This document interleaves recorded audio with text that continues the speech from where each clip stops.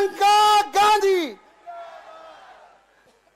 Congress party, Kamal Nath जी, Congress party, Priyanka Gandhi. हम सब जोरदार तालियों से अभिवादन कीजिए। हमारी जननेत्री हमारे बीच में उपस्थित है। इस तरफ। और स्वागत के पश्चात हमारे बीच में हमारे मध्य प्रदेश कांग्रेस कमेटी के अध्यक्ष आदरणीय कमलनाथ जी उपस्थित हैं। हम सब की नेता आदरणीय प्रियंका जी, हमारे जन जन के नेता आदरणीय कमलनाथ जी, गोविंद सिंह जी, हमारे सुरजेवाला जी, हमारे यहाँ ऊपर उपस्थित सभी गणमान्य हमारे नेतागण, हमारे कार्यकर्ता साथी, मंचासीन, आप सभी को मैं मां नर्मदा की इस पावन भूमि गढ़ा गोंडवाना की भूमि पे मैं अभिनंदन करता हूं, स्वागत करता हूं। दीदी, मैं आपको बताना चाहता हूं कि हमारे पितातुल्य और भविष्य के मुख्यमंत्री आदरणीय कमलनाथ जी ने जब सरकार थी तो उन्होंने मेरे विधानसभा में वेटनरी कॉलेज की सौगात दी थी, जो स्वीकृत होने के बाद केवल संचालन के लिए बचा था। लेकिन भाजपा को हमारे आदिवासी समाज और समाज के लोगों से इतना नफरत है कि हमारे बच्चों के भविष्य से उस कॉलेज को 8 साल 4 साल बाद भी शुरू नहीं कर पाए। हमारे आदिवासी क्षेत्र के गांव में 24 घंटे बिजली नहीं होती है। आदरणीय कमलनाथ जी ने सब स्टेशन स्वीकृत किया था, लेकिन भाजपा वालों ने आज तक उसकी स्वीकृति नहीं दी। Party Congress party. आदरणीय बुजुर्गों, भाइयों और बहनों, मेरे साथ पहले नारा लगाइए, बड़ा देव की, नर्मदा मैया की, रानी दुर्गावती की।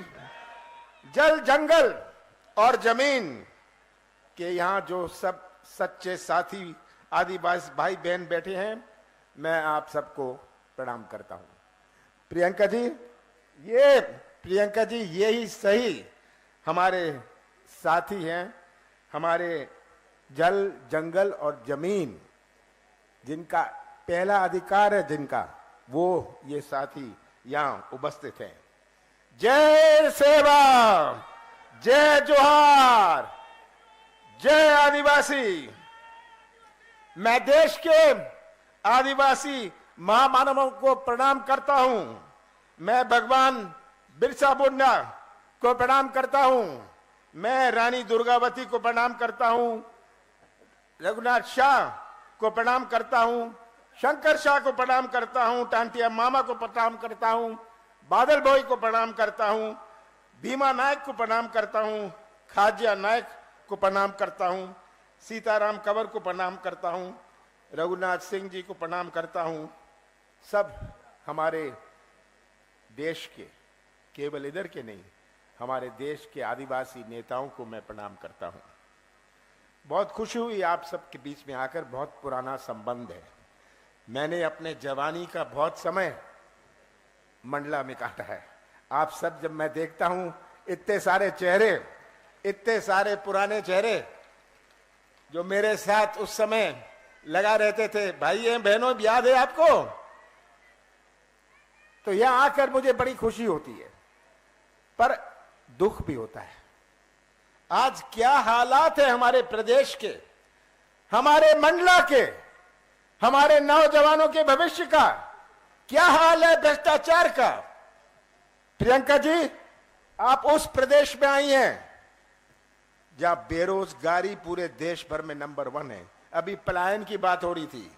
हमारी माताओं और बहनों ने कितने प्यार से अपने बच्चों को पाला पोसा है, और आज का नौजवान जो निराश चेहरे हैं इनके, इनमें हमें मुस्कुराहट लानी है। प्रियंका जी, आप उस प्रदेश में आए हैं जो सबसे भ्रष्ट प्रदेश है देश में। सही बात है, भ्रष्टाचार। आप सब यहां बैठे हैं, आप भ्रष्टाचार के शिकार हैं या भ्रष्टाचार के गवाह हैं? क्या हाल है भ्रष्टाचार का? पैसे दो, काम लो। 50 एकड़ जमीन है, पैसे दो और गरीबी रेखा में नाम लिखा लो। सही बात है ये आज हालात भ्रष्टाचार के हैं।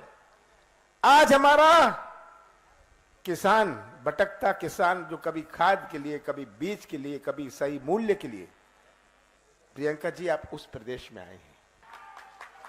साथियों, आप सब बहुत बेसब्री के साथ इंतजार कर रहे हैं और हम सबको ये पता है, हमारी आदरणीय नेता श्रीमती प्रियंका गांधी जी को भी ये पता है कि आप बहुत दूर दूर के अंचलों से यहां पर आए हैं उनको सुनने के लिए, उनकी बात को सुनने के लिए, और उनको आवाज देने से पहले ये हम सबका फर्ज और कर्तव्य बनता है कि हम अपने मन के अंदर क्या है एक जयघोष लगा के उनके सामने प्रकट करेंगे।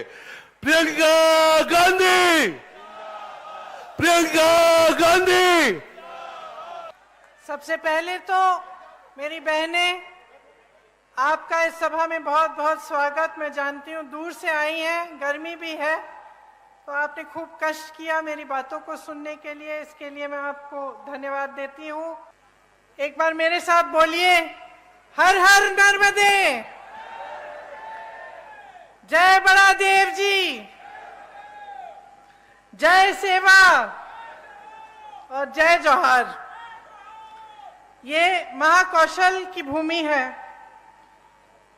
आदिवासी संस्कृति, आप सबकी संस्कृति का ये आंगन है। इस धरती को मेरा बहुत बहुत प्रणाम। क्रांति दूत शंकर शाह जी, श्री रघुनाथ शाह जी, श्री हृदय शाह जी, श्री दलपत शाह जी, श्री टंटिया मामा जी,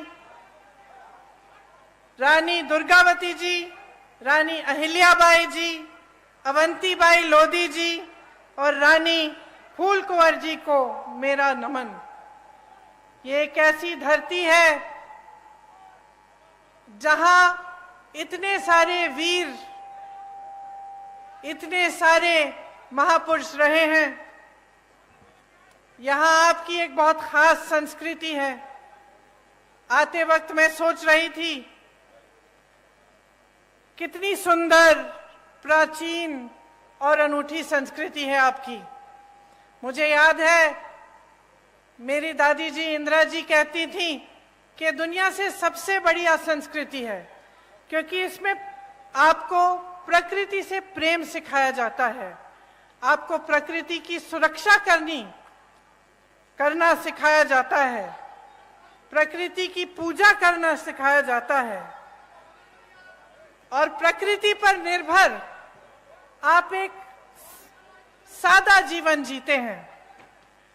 अथक मेहनत करते हैं, परिश्रम करते हैं, कर्मठता के आपके असूल हैं और पारंपरिक हुनर और कौशल के सहारे आप अपना जीवन चलाते हैं। साथ साथ प्रकृति को आप समृद्ध रखते हैं और मजबूत रखते हैं। देखिए, मैं अभी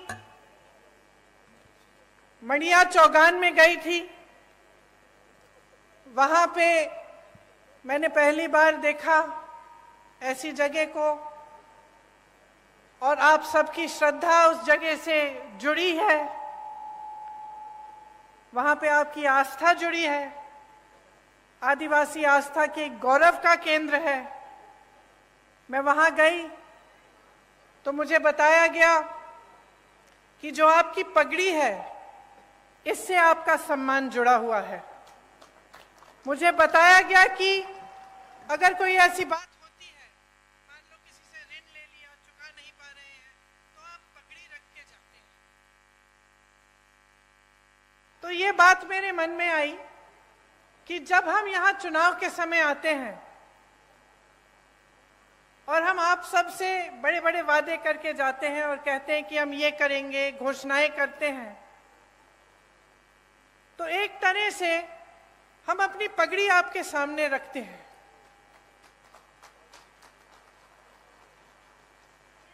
हम ये बात कर रहे हैं कि अगर हम ये नहीं पूरा करेंगे जो हम बातें यहाँ पे आपके सामने हम कर रहे हैं, तो हमारा सम्मान जाएगा। तो आज इसी भावना से मैं आपके सामने खड़ी हूं। आपने, कई वक्ताओं ने इंदिरा जी की बात की। इंदिरा जी मेरी दादी तो थीं, लेकिन जैसे आपने कहा, आपने उनको इंदिरा माता कहा। शायद जो बुजुर्ग हैं उनको याद भी होगा उनके बारे में। तो आप सब अगर आज यहाँ मेरी बातों को सुनने आए हैं तो उसमें ये बात भी है कि मैं उनकी पोती हूँ, मेरी शक्ल थोड़ी बहुत उनसे मिलती जुलती है, तो मुझे देखने के लिए आप आए हैं, मैं जानती हूँ। लेकिन एक बहुत गहरी बात भी है जो सिर्फ मेरी शक्ल उनकी पोती होने के नाते नहीं है, और वो गहरी बात ये है कि आपको इंदिरा जी में भरोसा था। भरोसा इसलिए था क्योंकि इंदिरा जी ने आपके लिए काम करके दिखाया।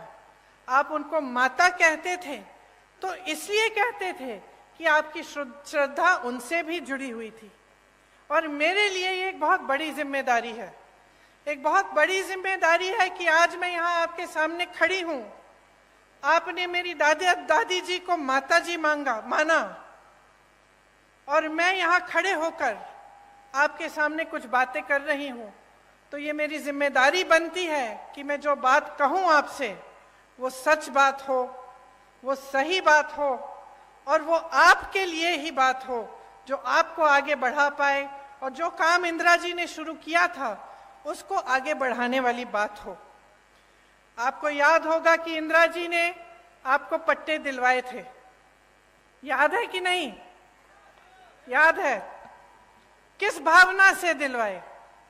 इसी भावना से दिलवाए कि ये आपकी जमीन है, ये आपका सम्मान है, ये आपसे जुड़ी हुई बातें हैं, और आपको पूरी तरह से की शक्ति आपके हाथों में मिलनी चाहिए। कांग्रेस पार्टी की यही परंपरा रही है, यही असूल रहे हैं, और हम चाहते हैं कि जो संपत्ति है देश की, प्रदेश की, आपके जिले की, ये संपत्ति आपके हाथों में जाए। हम चाहते हैं कि आप मजबूत बने, आपकी शक्ति आपको मिले। और जब आप यहाँ पे चुनाव के बारे में बातें सुनने आते हैं, मेरी भी, अनेक अलग अलग पार्टियों के नेताओं की, तो आप हमेशा एक बात को अपने ध्यान में रखिए कि क्या ये लोग आपकी शक्ति आपके हाथों में देंगे कि नहीं देंगे। अब कांग्रेस की जो परंपरा रही है उसको आप देखिए। आपके लिए वन अधिकार का कानून लाया गया ताकि वन पर सबसे पहले आपका अधिकार बने, क्योंकि यही आपकी मूल संस्कृति रही है और एक तरह से मनुष्यता की मूल संस्कृति रही है। तो इसको बचाने के लिए और मजबूत करने के लिए आपको वन का अधिकार दिया गया था। जो भी नेता यहाँ आता है, मैं जानती हूँ ये 3 शब्द बोल के जरूर जाता होगा, जल, जंगल और जमीन, है कि नहीं? बोलते हैं ना। लेकिन इसके नीचे क्या अर्थ है, इसको समझना बहुत जरूरी है। क्या नेता गहराई से बोल रहा है या आपके सामने एक जुमला बना के छोड़ दिया है? आपको मालूम होगा कि कांग्रेस की सरकार ने आपको ये वन अधिकार दिलाकर जल, जंगल और जमीन पर आपको अपना अधिकार लौटाया। मनरेगा लाए, मनरेगा से ग्रामीण रोजगार बने। जो पलायन की बात कमलनाथ जी ने की, पलायन किस लिए होता है? पलायन इसलिए होता है जब ग्रामीण रोजगार नहीं बनता, जब आपके इलाके में, आपके गांव में, आपके जिले में रोजगार नहीं मिलता, तभी तो बच्चा सोचता है कि घर छोड़ के बड़ी शहर में नौकरी ढूंढेगा क्योंकि यहाँ नहीं मिल रही है। तो मनरेगा किस लिए बनाया गया था? आपको मजबूत बनाने के लिए, ताकि आपको रोजगार गांव में मिले, ताकि आपको पलायन करना नहीं पड़े। आज पलायन बहुत बड़ी समस्या है यहाँ की। भोजन का अधिकार का कानून मिला आपको, इससे आपके बच्चों को जो भोजन का अधिकार है वो दिया गया कि सरकार की जिम्मेदारी बनती है कि आपको भोजन मिलना है। पंचायत व्यवस्था को कांग्रेस की सरकारों ने मजबूत किया। जो पैसा पंचायत को आना चाहिए था वो आया। पंचायत में जो निर्णय लेने चाहिए थे कि आपके यहाँ कुछ काम कराना है या कोई समस्या है उसको सुलझाने के लिए, वो पंचायत में ही लिया जाए, ये कांग्रेस की सोच थी। इन सब चीजों से आपके हाथ मजबूत हुए। अब इन्होंने रोक दिया है भाजपा ने, और वही सरकार चली जा रही है। मां नर्मदा पे घोटाला, महाकाल में घोटाला, मंदिर में जो मूर्तियां लगाई हैं उस पर भी घोटाला। तो थक नहीं गए हो आप? थक गए हो? थक गए हो ना? क्योंकि आखिर देखिए, जो नेता होते हैं राजनीति में आते हैं किस लिए आते हैं? ज्यादातर तो ये भावना रख के आते हैं कि कुछ सेवा करेंगे, आपको आगे बढ़ाएंगे, और आपको भी उनसे कुछ उम्मीद रहती है कि ठीक है ये मेरे गांव का एक नेता है, हमें मेरे करेगा, है कि नहीं? लेकिन जब आपको दिखता है कि चाहे कुछ भी मंच पे आकर कुछ भी कह रहे हैं, आपको कुछ भी कहानियां सुना रहे हैं, लेकिन सच्चाई इनकी कुछ और है। जब आपको दिख रहा है कि सालों से, 10 सालों से आपकी सड़क नहीं बन पा रही है, जब आपको दिख रहा है कि यहाँ नर्मदा मैया में घोटाला हो रहा है, आपके बच्चे आगे बढ़ नहीं पा रहे हैं, यहाँ से पलायन करके चले जा रहे हैं बड़े बड़े शहरों में भटकते हुए नौकरी ढूंढने के लिए, तो क्या आप नहीं सोचते कि बहुत हो गया है, कि अब सरकार बदलने का समय आ गया है? जिन्होंने भ्रष्टाचार किया है उनको सबक सिखाने का समय आ गया है, और एक ऐसी सरकार लाने का समय आ गया है जो आपके लिए काम करे। मैं तो ये भी नहीं कह रही हूं कि मेरी बातों पर चलो, अपना अनुभव होगा ना आपका। अब आप बताओ, आपके जीवन में तरक्की आई है क्या इन सालों में? जो छोटे दुकानदार हैं, छोटे उद्योगपति हैं, क्या आपका बिजनेस बढ़ा है? नहीं बढ़ा। जो किसान बैठे हैं उनकी खेती, क्या उससे खेती से उम्मीद रख सकते हैं कि उनको सहायता मिलेगी सरकार की, कि रोजगार बनेंगे और मजबूत, कि कमाई अच्छी होगी? क्या उम्मीद रखते हो आप? और महंगाई कितनी बढ़ी है आप बताओ? महंगाई को कम करने का काम किया है इन्होंने? नहीं किया। आज देखिए क्या कह रहे हैं आपको, कि आपको सिलेंडर देंगे 500 रुपए में, कह रहे हैं। अच्छा बहनों, आप में से कितनों के नाम में सिलेंडर है आज? नहीं है ना? परिवार के नाम में होगा सिलेंडर। अब जब आप सिलेंडर लेने जाती हैं तो क्या होता है, आप सोचती हैं कि चलिए अपने नाम में बदलवा दें, क्योंकि उन्होंने कहा है सिर्फ महिलाओं को मिलेगा। आप सोचती हैं कि चलो परिवार का सिलेंडर है, अपने नाम में डलवा दें, और जब डलवाने के लिए जाते हैं तो कितना मांगते हैं आपसे? 4000 रुपए। तो पहले कहते हैं कि आपको मुफ्त में से, मतलब आपको 500 रुपए में सिलेंडर दे रहे हैं, ठीक है। उनको अच्छी तरह मालूम है कि ज्यादातर परिवारों का सिलेंडर महिलाओं के नाम नहीं है। फिर आप जब बदलने जाते हैं तो आपसे 4000 रुपए मांगते हैं। और इसके ऊपर भी सोचिए, देखिए कांग्रेस की जब सरकार थी आपको 60 रुपए में राशन मिलता था कि नहीं मिलता था? और 425 रुपए में सिलेंडर मिलता था। इसका मतलब है कि 485 रुपए में आपको राशन भी मिल जाता था, सिलेंडर भी मिल जाता था। सच बात है। अब इन्होंने आपसे कहा कि चलो सिलेंडर हम आपको 500 में दे देते हैं, राशन आपको मुफ्त दे रहे हैं, ठीक है। और सिलेंडर आज तक, जब तक इन्होंने 500 की बात की, इतने सालों से इनकी सरकार चल रही थी, तो आपको कितने का मिलता था? 1125 रुपए का। तो हम दे रहे थे आपको 485 रुपए में सिलेंडर और राशन। इनके मुफ्त के राशन के साथ आपको 1125 में सिलेंडर मिल रहा था। तो नुकसान किसका हो रहा था? तो इन्होंने तो मार्केटिंग अच्छी कर ली, अभी भी कर रहे हैं। महिलाओं को 500 में सिलेंडर मिल जाएगा, मुफ्त में आपको राशन मिल रहा है, लेकिन असलियत क्या है इसको पहचानो। नुकसान अभी भी आपका हो रहा है। देखिए आपके बच्चे बीमार पड़ते हैं, दवाई खरीदनी पड़ती है, दुकान जाते हो, महंगी महंगी दवाइयां, दवाई पे जीएसटी है। आपके छत में से पानी गिर रहा है, छत को ठीक करना है, सीमेंट, कुछ भी आपको जिस चीज का इस्तेमाल करना होता है वो महंगा हो गया है, उस पे जीएसटी है। मेरे किसान भाई बहन, डीजल पे, पेट्रोल महंगा, डीजल महंगा, जो भी आप इस्तेमाल करते हैं उस पे जीएसटी है। तो कैसे गुजारा कर रहे हैं? कभी मैं सोचती हूँ, मुझे समझ में ही नहीं आ रहा आप गुजारा कैसे कर पा रहे हो। एक तरफ रोजगार बंद है, बना ही नहीं रहे हैं। जहां से बनते थे बड़े बड़े पीएसयू, वो तो सारे इन्होंने अपने बड़े बड़े दोस्तों को बेच दिए। छोटे उद्योगों से रोजगार बनते थे, खेती से बनते थे, सब बंद कर दिया, मनरेगा बंद कर दिया, ग्रामीण रोजगार बंद कर दिया। छोटे छोटे उद्योग दुकानदार इतने त्रस्त और परेशान है, खुद कमा नहीं पा रहे हैं, रोजगार कहां देंगे। एक तरफ रोजगार बंद, दूसरी तरफ महंगाई इतनी बढ़ चुकी है, ऊपर से अत्याचार लादे जा रहे हैं आप पे, तो आप गुजारा कैसे करते हैं? आप सुबह जब उठते हैं तो कैसे सोचते हैं कि चलो एक और दिन हम निकाल लेते हैं, चलते हम तेंदुपत्ते को चुनने के लिए, शायद कुछ कमाई हो जाए। क्या ये सही है जो आपके साथ हो रहा है? तो देखिए, सीधी सीधी बात है, अपनी सच्चाई को समझो, जो आपकी असलियत है, जो आप जी रहे हो उसको देखो। सुबह से शाम तक काम करते हो, मेहनत करते हो, क्या रोजगार नहीं मिल रहा है, महंगाई है, परेशान हो, जीवन में क्या तरक्की आई है, नहीं आई है, इन सबको देखते हुए अपना वोट दो। जो नेता है आपके सामने उसकी नीयत समझो, जो पार्टी घोषणा कर रही है उसका रिकॉर्ड देखो।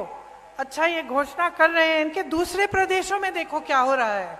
मैं कह रही हूं, अगर यहाँ पे 4,000 रुपए मिलेगा तेंदुपत्ता के लिए, तो देखो छत्तीसगढ़ में मिल रहा है। अगर धान की कीमत बढ़ाई जाएगी तो देखो छत्तीसगढ़ में सबसे ज्यादा आज मिल रही है पूरे देश में। तो ये सब बातें देखिए, मेरा मानना है कि जनता से ज्यादा किसी में विवेक नहीं है, मेरा मानना है। और मैं कोई कुछ भी कह ले, मैं जानती हूं कि आप में विवेक है, सबसे ज्यादा अनुभव है और आप सच्चाई को अच्छी तरह से पहचानते हैं। अगर आज तक मेरी दादी इंदिरा जी को आप याद करते हैं, उनको माता कहते हैं कि इसलिए क्योंकि आपने सच्चाई को पहचाना, आपने सही नियत को पहचाना, जो आपके लिए दिन रात काम करने के लिए तैयार था उसको आपने देखा, आपने उन्हें आगे बढ़ाया, उन्होंने आपको आगे बढ़ाया। यही रिश्ता होना चाहिए नेता और जनता में, आप में और हम में। तो इसलिए आज यहां खड़े होकर मैं वोट नहीं, आपकी जागरूकता मांगती हूं आपसे। जागरूक बनो। अगर आप जागरूक बनोगे तो खुद समझ में आ जाएगा कि जिस दिन मध्य प्रदेश में कांग्रेस की सरकार आएगी, उस दिन से आपके लिए काम सही मायने में शुरू होगा और आपकी प्रगति होगी। इसीलिए चुनाव के दिन मेरी बातों को भूलना मत, अच्छी तरह से याद रखना। ये जो घोषणाएं हम कर रहे हैं, ये हम ऐसे नहीं कर रहे हैं, हमने प्रदेशों में करके दिखाया है। हमारा रिकॉर्ड देखिए, हमारी नियत को पहचानिए और खूब जोर से कांग्रेस पार्टी को वोट दीजिए, भारी से भारी बहुमत से जिताइए, ताकि एक ऐसी सरकार बने जिस पर आपको गर्व हो। I said 1 to 12. 1 to 12. 1 to 8 is they are giving them 500 rupees. अच्छा। 500 rupees हर साल। Come on, you say. No, you have to. अच्छा, यहाँ एक और घोषणा है कि कांग्रेस सरकार में जो ये पढ़ो और पढ़ाओ योजना है, इसके तहत कक्षा 1 से कक्षा 8 तक बच्चों को हर साल 500 रुपए दिए जाएंगे, कक्षा 9 से 10 तक 1000 रुपए दिए जाएंगे हर महीने। तो यहाँ तो हर साल लिखा है, मैं सोच ही रही थी कि भाई कैसे हर साल, हर महीने यहाँ लिखा है। ये 500 रुपए हर महीने मिलेंगे। 9 से 10 तक हर बच्चे को हर महीने 1000 रुपए मिलेंगे और 11 से 12 कक्षा में हर बच्चे को 1500 रुपए हर महीने मिलेंगे।